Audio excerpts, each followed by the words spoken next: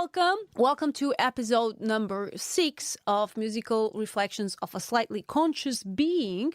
So today I have something special because the song I'll be presenting, it was originally written in English, but then I started writing a Portuguese version more recently.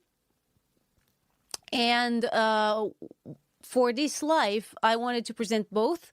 So what I did was the first part, the first verse and the first chorus will be in Portuguese, and the second verse and the second chorus will be in English. So we'll do a hybrid, kind of a hybrid song. So, and I know I said that Stubborn was my, I thought it was the oldest song I had here, but actually because the song I'll be presenting today, it's called Awakening, or Despertar, which means to wake up in Portuguese.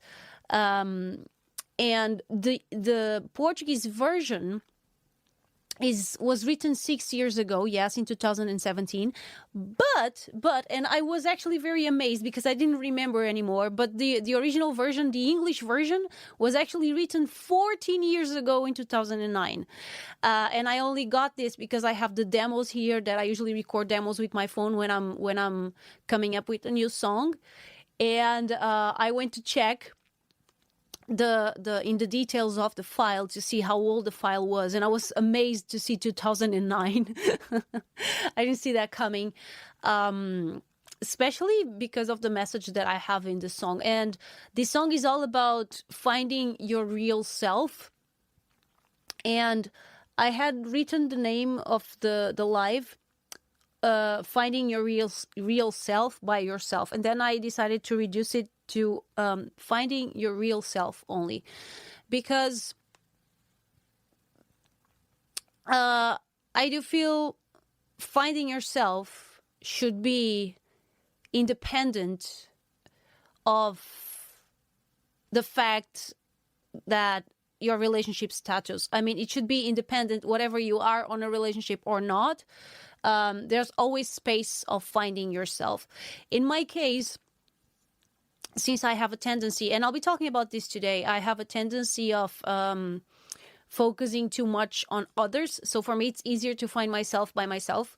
But of course, that just means that I should work on finding myself while hanging with other people, because that's my challenge. So that's what I should work more upon.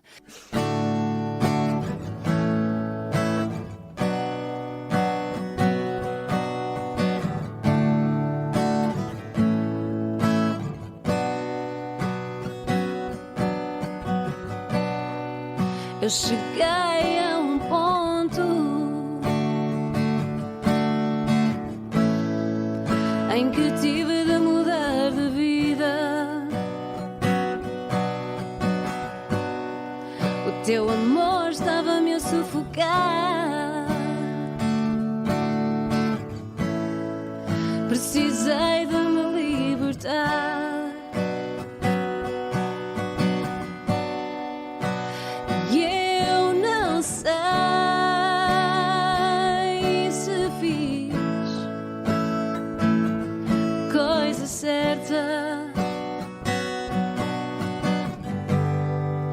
Mas tu tens de me deixar ir, tens de me deixar descobrir o que eu quero para mim. E toda a minha vida esperei por este momento.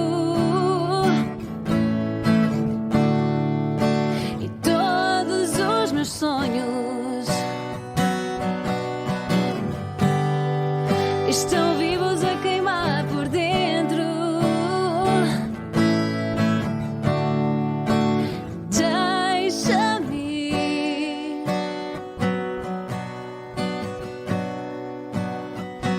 deixa-me lutar, voar aí.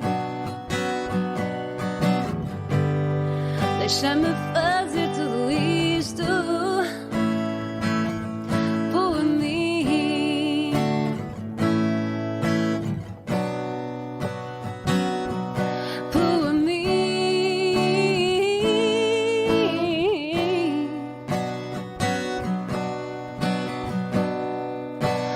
have to understand. If I want you in my life, I need to make sense of all these feelings I have inside. But then again, I also needed to be free. And only this time hasn't been enough for me. And all my life I've been waiting for this moment,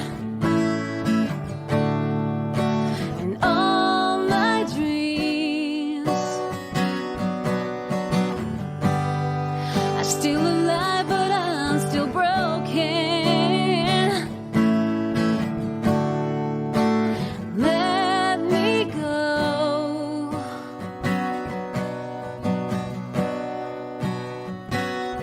Let me fight, let me fly, let me fall.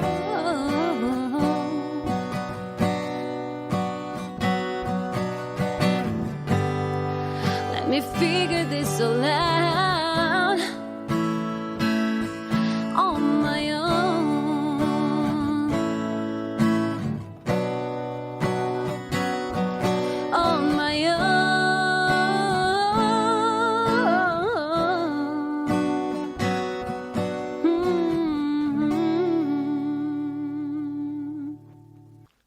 All right.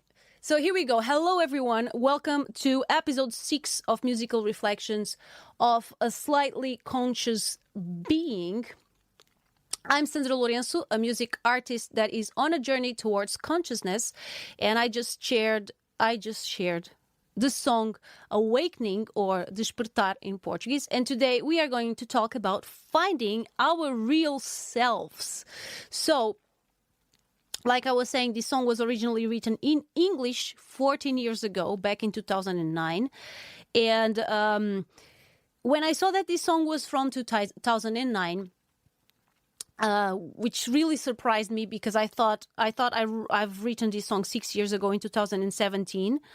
But it turns out no, that the original one in English was written 14 years ago. And so I decided to check, because I do have a diary. So I've been keeping a journal since I was 12 years old.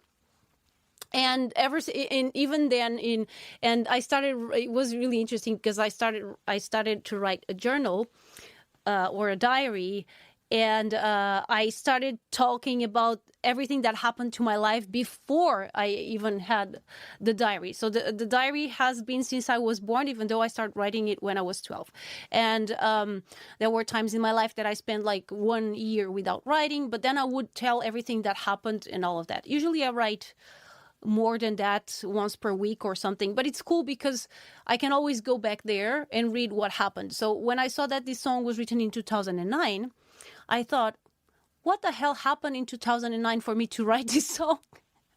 And so I went to read the year of 2009 on my diary, and I found out that in 2009 was when I was actually fired from my first job. And it was the only time I was fired in my life. All the times I've been through many odd jobs during my degree or before I took my degree. And usually I was the one that would quit. But on my very first job, I started working at 17 on a shop, and I worked there for 3 years. And it was a beauty shop, so I used to sell. We sold. It was a shop from a shopping mall, and we sell perfumes. We sell makeup. I actually did a lot of makeup courses, and that is actually very handy because it allowed me to know how to use makeup and how to apply makeup, which is something that I had absolutely no idea when I started working there. But I dedicated, I turned out really dedicated to that job, and I gave a lot of myself on that job, so much that I arrived to a shop manager position, and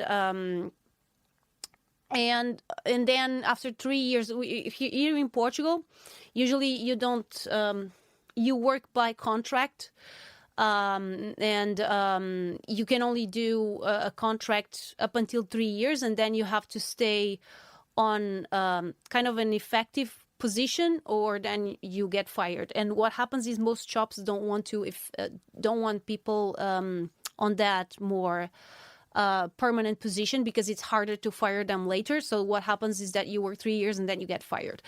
I thought I was going to be different, but turned out I didn't. And I got fired. And I remember it was actually a very... I felt really bad. I felt it was unfair. I felt I was doing a good job.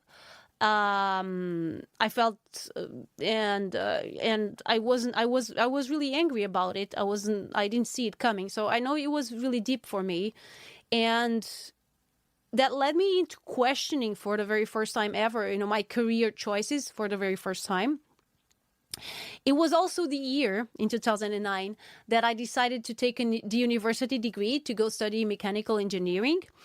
After getting fired, and this is actually interesting because, I got really angry at the time and worried, because I was already living by myself. I was renting a house, a small house, very, very small and old house, but I found it. Actually, Ricardo was the one who found it, and but it was a really nice house, and the rent wasn't that high for the city. It was in a really cool place, and I would walk to the shopping mall. But, I had to pay my rent, I had to pay bills, and I could only rely on myself. And I got really worried because I was going to get fired, and how was I going to make a living and pay my bills? And so I was very, very worried. But what happened is that I started immediately tracing a plan in my head about what was I going to do. And so after getting fired, I got several odd jobs here and there. So I was doing cleaning services and I was doing translations. I translated a website into English. I started working on restaurants and coffee shops. So I did a lot of different jobs. And I was in a 2-bedroom house. And so I rented 2 rooms in my house we could split the rent. I converted the living room into my room. And what happened was that I actually started making a lot more money this way than I was doing before in a steady job.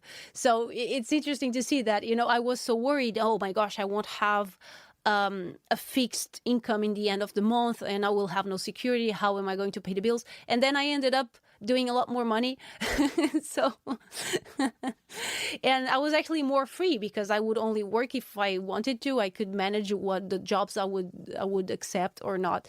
So I also ended up saving enough money to pay my car in full, and I paid my car in full back in 2009 as well, which was a great landmark for me. I bought my car with a bank loan in 2007, I think.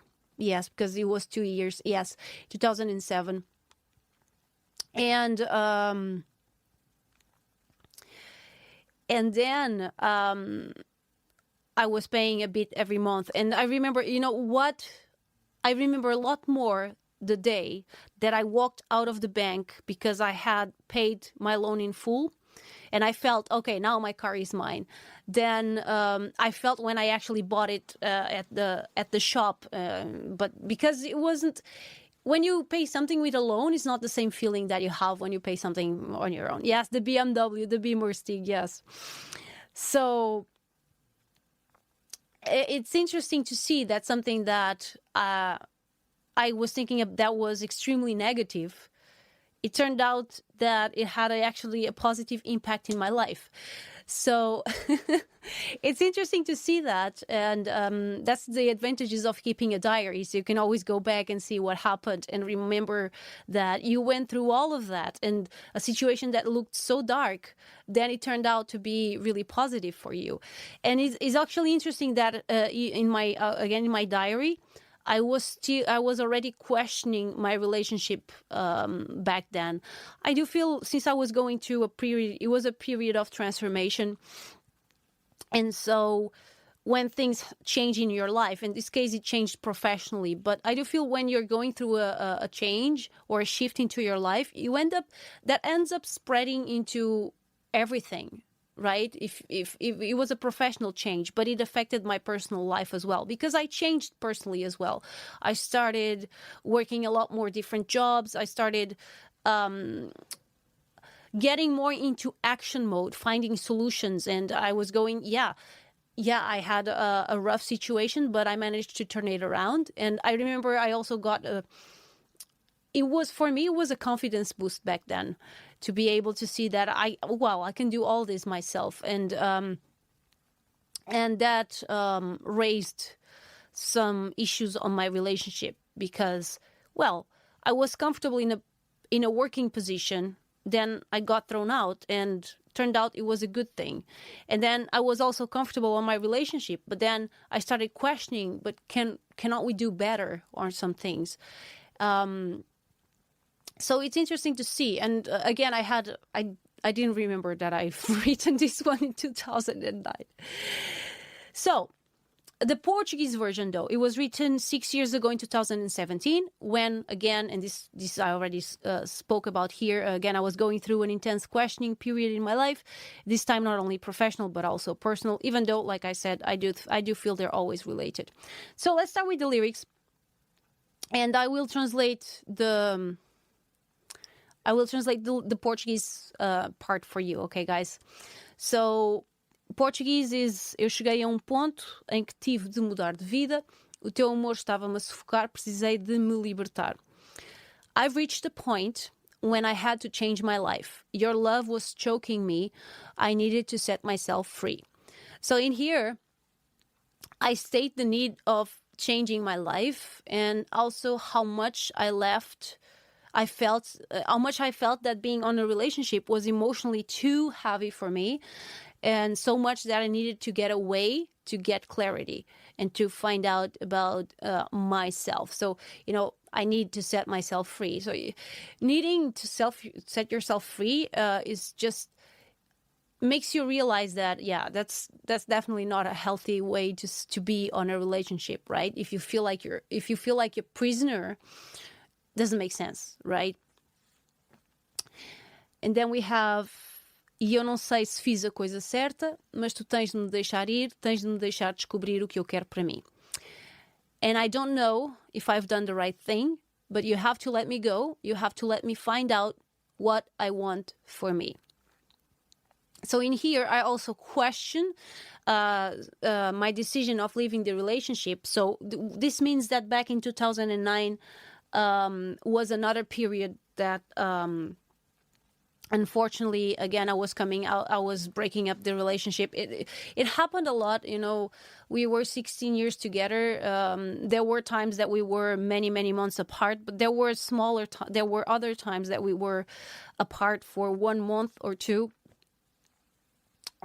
which unfortunately was one of the vicious cycles that we had on that relationship. And I always felt like I was trying too hard, giving a lot of myself, and then reach a point of, okay, this is too much for me and I don't see solutions. I don't think we are on the same page, so let's break up.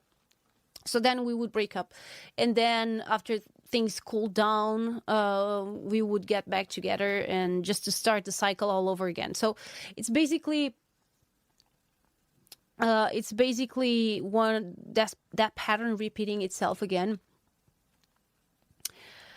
And on this song, I was just realizing that I needed to be alone once more. And I was also asking my former partner to allow that, because he also had a tendency of always come after me and chasing me and promising me that he would change or things would be different, promising the impossible. But he was just so desperate to get me back. So it was just this pattern that we had.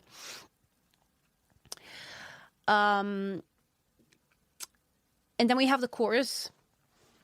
E toda a minha vida esperei por este momento, e todos os meus sonhos estão vivos a queimar por dentro. Deixa-me ir, deixa-me lutar, voar, cair. Deixa-me fazer tudo isto por mim. And all my life I've been waiting for this moment. And all my dreams are still alive and burning inside me. Let me go. Let me fight, let me fly, let me fall. Let me do all this on my own. Well, here I say for me, because on the second part I say on my own. Let me do all this for me.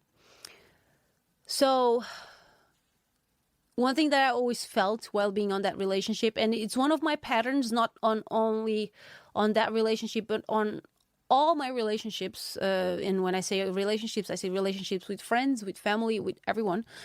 Was that I have a pattern of spending a lot of energy trying to help the other person and trying to try to understand how can I be the best way possible to fulfill this person's needs or wants or desires or whatever. And then what happens is that I end up not having mental clarity or energy to do anything else. And this was my choice, though. This was not something that my former partner was asking or other people ask for me. It's something that I do unconsciously. I chose to spend all my mental space over analyzing everything and trying just to improve the relationship the best way possible. And then, of course, I would feel the need to escape, to get out of there, because it was so heavy. It was so tiring for me emotionally. But then when I got out of there and I had some relief, I would feel the emotional need to get back to it. It's just like an addiction. And it was. I know now. And I only got this clarity after breaking up for good last year, that it was an addiction that we had. We had this emotional addiction towards each other. And that's why it was so hard when we were apart from each other. It wasn't healthy at all. And of course, we wouldn't be happy together or by ourselves. It was really bad for both of us. And here in this part of the song, I also talk about my dream of being a professional singer and how much I wanted to work on that. But again, I got so drained, and I was so drained emotionally that I didn't even have the space, the mental and emotional space to pursue that. And I do feel that's also one of the reasons why I was only successful in making a living out of music when I was by myself and prioritizing myself. In a period that we were broken up. And then we have the English part. I have to understand, if I want you in my life, I need to make sense of all these feelings I have inside. But then again, I also needed to be free. And only this time hasn't been enough for me. So again, needing space to get clarity, because I would get so focused on the other person. Even though I was aware of this and made a lot of progress in the last year of my relationship, and now talking about more recently, it was still very heavy on me. Even after breaking up, it was, because, well, we had a house together. And so all that part of splitting assets was really heavy emotionally. And I had to make an effort to contain my emotions, because I just wanted to get it done in a logical and rational way and the fastest way possible. And so I had to block all those emotions and all the grieving process just to take care of that. I do feel like my former partner wasn't on the same level as me. So for him, he was just it couldn't make the separation like I did. And so that put even more pressure on me to be the rational one, to be the logical one, and to be, just really cold and, okay, we have this to decide. So let's decide this. And of course, I had to block my feelings. And then when I finally got everything sorted out, and things came, emotions came, and feelings came. I remember especially in the first month, I was so tired, and it's impressive to see how the body remembers, and it's not just the mind, it's the body. In the first month, I slept for almost 15 hours per day. That's how tired I was, and I just wanted to be by myself. I just needed to rest. I didn't have mental energy for anything, and then things started perking up. I started getting my energy back. But it's just for you guys to see how much sometimes we store inside ourselves while trying to be the best way possible towards others. It's tiring. It's really tiring and really, really heavy on us. And then we have the final chorus. And all my life, I've been waiting for this moment. And all my dreams are still alive, but I'm still broken. So let me go. Let me fight. Let me fly. Let me fall. Let me figure this all out on my own. And here, it's also clear. It's very similar to the first chorus. It's just, I feel like I've been waiting to have the energy to fight for my dreams. And I really want to fight for my dreams, but I felt like I couldn't do both. I couldn't follow my dreams and still being and trying to fight for that relationship as well. And I was asking for my former partner to let me go and to let me go my own way, because I also felt that. I felt like he wasn't on the same page as me. He wanted us to get back together, and I do feel he didn't see things the same way that I did in terms of recognizing patterns and recognizing that after all what we had wasn't healthy. I do feel later eventually he did, but I do feel I got that there first, if that makes sense. Okay, so today, that's the song. So today we're going to talk about finding your real self, and this is a really hard one.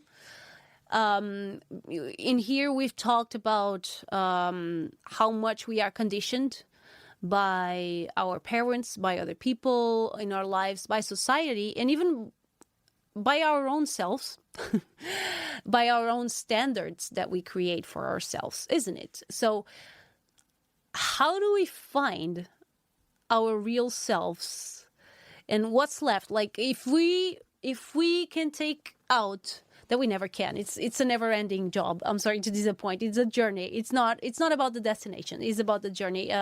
All self-improvement work it's about the journey. It's not about the destination. But if you manage to take out everything, like all the conditioning, what's left?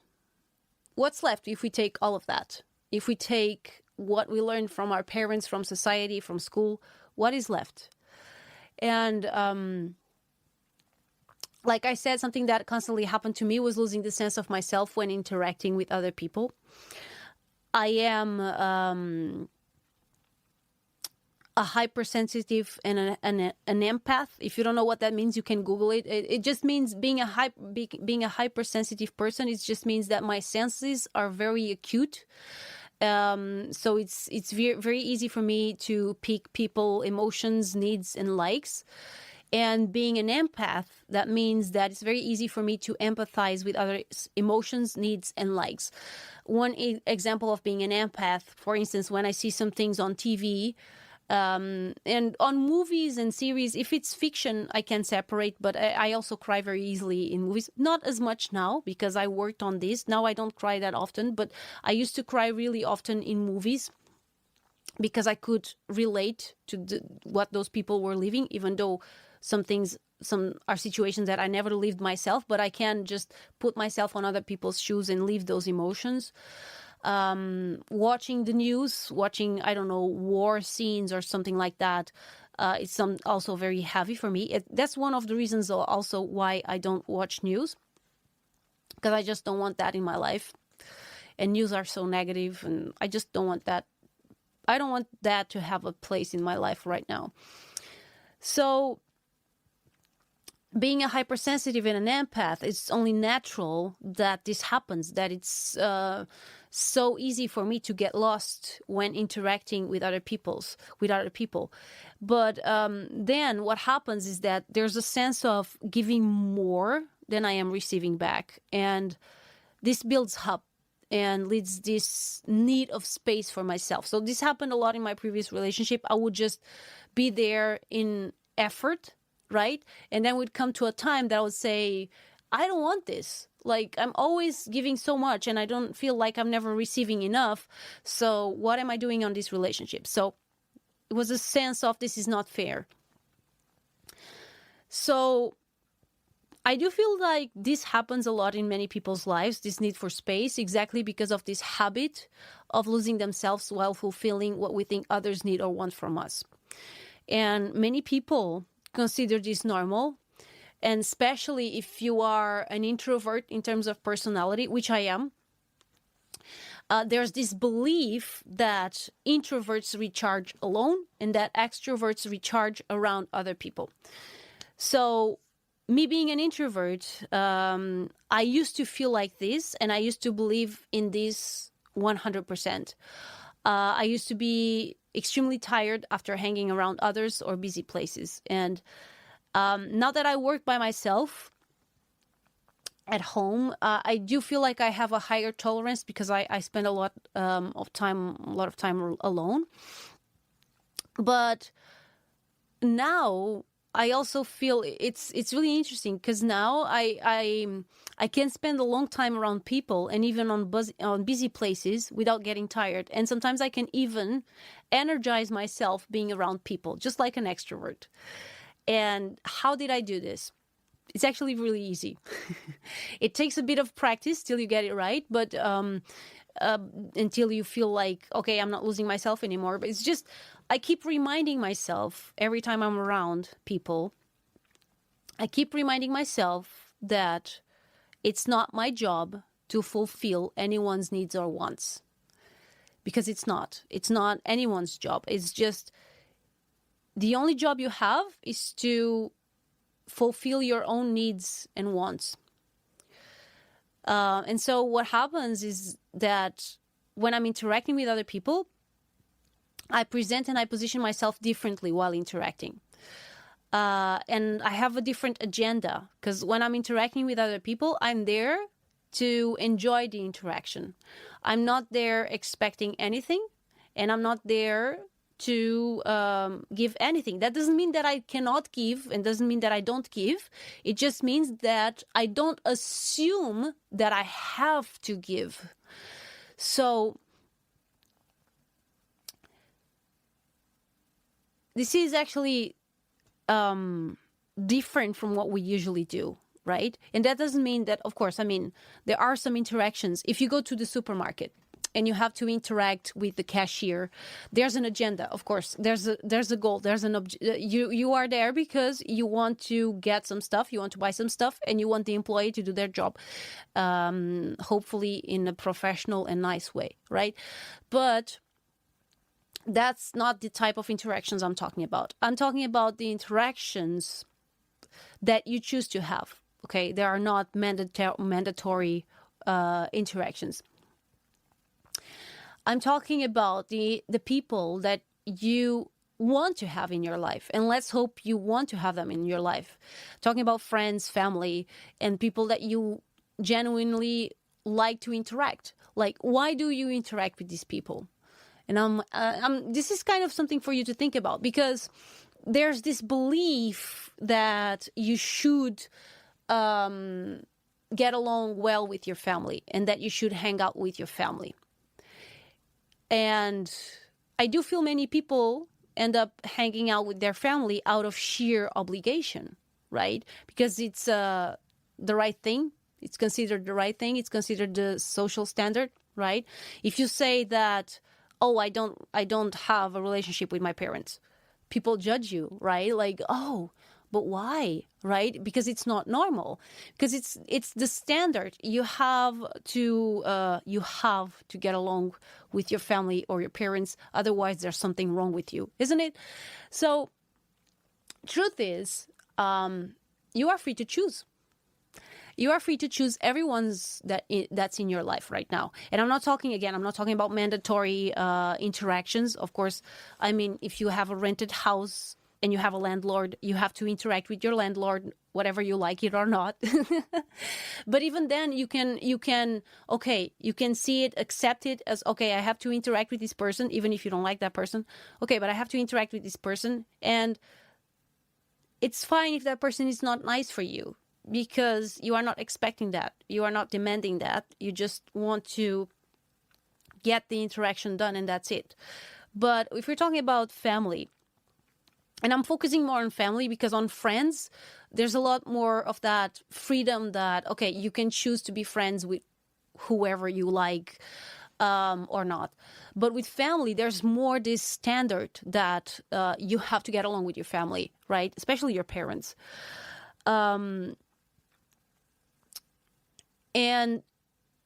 actually, someone told me this, and I never forgot, because there was a time, and back then in 2009, 2017, I had a hard relationship with my parents. It wasn't always easy. And someone told me this. But you don't have to have your parents in your life. You get to choose if you want them in your life or not, and in what terms. So there's nothing wrong with you if you don't want your parents in your life. Society standards tell you that this is wrong, right? But you can still choose. That's the thing. And there's nothing wrong if you don't want to have your parents in your life. I chose that I wanted to have my parents in my life. I chose to take my interactions with them as a learning grounds. Actually, I did that. And learning grounds in the sense that, okay, how can I interact with my parents, especially my dad? My dad is a more difficult person for me to deal with. It was not now. Now we're cool. Now I love the relationship I have with my parents. That's why I'm using this as an example, because it was something that I felt like I did a lot of learning. I had a really great learning curve, and now I feel like I'm in a very, very great place with my dad. It's actually interesting that he called me just before I came live. And I choose this as learning grounds. I like, okay, I want to have a relationship with my parents. I love my parents. I want to have them in my life, but not in the way that I have right now, because the relationship we had back then wasn't okay for me. And so I realized I didn't like who I was when I was interacting with my parents. And it was draining me a lot. So I chose to use that interaction as training grounds. And when something wasn't okay, I would focus in the way I was feeling and not on reacting on what my parents were saying to me. And I stopped reacting. I wouldn't react. I would just focus, okay, he told me this and I'm feeling this. All right, that's fine. That's okay. That's acceptable. But I won't voice this emotion. I will just let it go. Because the thing is, what happens when you react, you're actually fueling that. Even when you say, oh, you shouldn't say that, or you shouldn't say, you're fueling, you're giving it energy, even if it's negative energy. So it's actually interesting that when I started doing that, some subjects that were triggering to me and I didn't like to talk about them with my parents, they stopped coming up. Because I wouldn't fuel them. I wouldn't give them energy. And that was actually really interesting. And that's why now I actually absolutely love the relationship I have with my parents.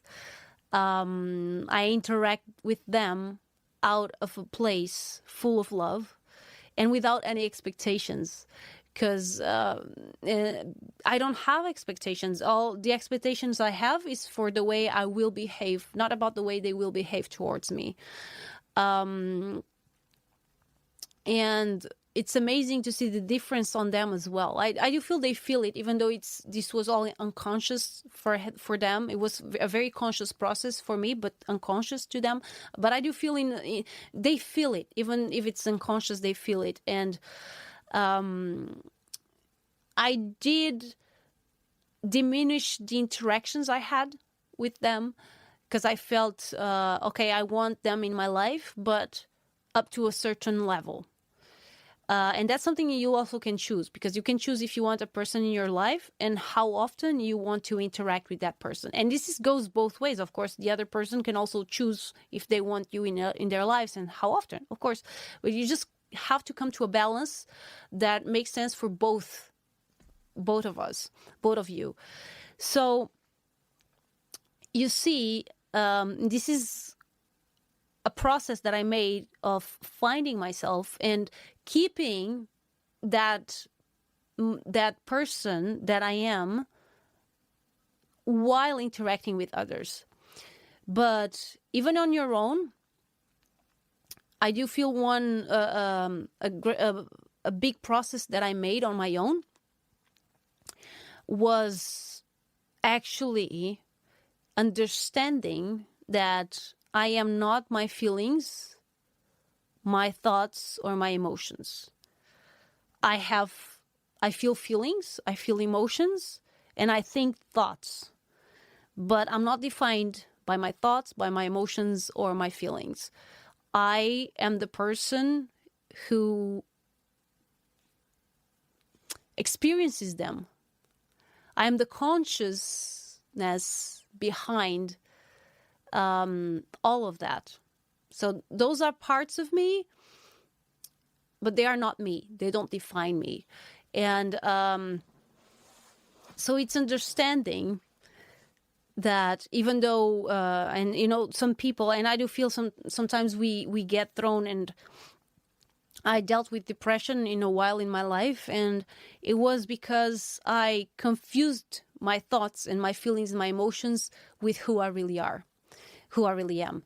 And when I understood that, okay, no, I can think these thoughts, but these thoughts don't define me, or these emotions don't define me. I accept them. Okay, I'm feeling them. That's okay. But there's more than that. There's space around it. And it's just like seeing your thoughts and emotions just like on a TV screen. And then you realize you have a remote in your hand and you can change channels because you can. So when interacting with others, when you find this space on yourself, I feel it's easy to find it by yourself without other people's energy influencing you. But some people can actually help you realize this. Some people can actually give you space for you to be as you are. And this happens when you interact out of this place of presence, of, okay, I'm here to interact and to enjoy the interaction. And you give space. When you are on this level without expectations, you actually give space to other people for them to also be themselves. So even if you are an empath and you think, oh, but I want to help someone, imagine that you're helping someone that is dealing with sadness. You don't help them by becoming sad yourself. And there's this sentence that I absolutely love. You know, I'm not, even though I come from a Christian and Catholic family, I am not. I was raised Catholic, but I do respect a lot of things that are said in the Bible. And one thing that some people, I don't know who said it, but I always remember this because I feel it's so accurate, is that Jesus didn't help the sick by becoming sick himself. He helped the sick because he managed to stay in a very healthy place around sickness. So how you help someone who's sad? You help someone who's sad by staying true to yourself and realizing that that person is not sad. That person is feeling sad right now. He's not sadness. That person has sadness inside, but sadness is not defined. It doesn't define that person. So when you focus on that person that is behind all the sadness, you are actually helping that person in finding themselves as well, besides the sadness. And that's the best way you have to help someone. And that's, I think, is how you find yourself and realize that even though we all have a lot of feelings and thoughts and all of that, but we have that in common. We are the consciousness that manifests all this around us. And we all think thoughts, we all feel things, and we are not that different if you think about it. We are just the same, right? In our own uniqueness, we have, deep down, we are all the same. And that connection that you realize when you interact with people out of that place of acceptance, it's just something that people feel that. And it's something that I've seen more and more. People feel that. Even doesn't matter what level they are, doesn't matter what they're feeling or thinking. They can feel when you are looking at them and seeing behind that. And in that sense, I do feel that's how you manage to find your real self, your deep self, the one that is always there, the one that doesn't need validation or doesn't need to follow society standards, because doesn't need to, just is someone that is just true to what they think is right behind all of that. And by finding your real self, you help other people finding their real selves as well. And I think that's the most beautiful thing you can do on this life and on this world. And it's so needed, right? I do feel it's needed more than ever on these times. And that's it, guys. That's all I have for you today. It was very deep today, and I think it was the longest one until now. It's just that it's hard, isn't it, to find your real self? It's hard, but it's not. It's actually really simple. It seems hard.